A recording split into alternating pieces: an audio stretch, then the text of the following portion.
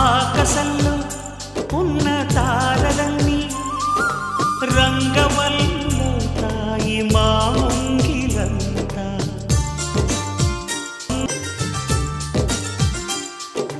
వానవిల్లే వచ్చి తోరణంగా రంగులెల్లు పూస్తుంది మా ఇంటి నిండా.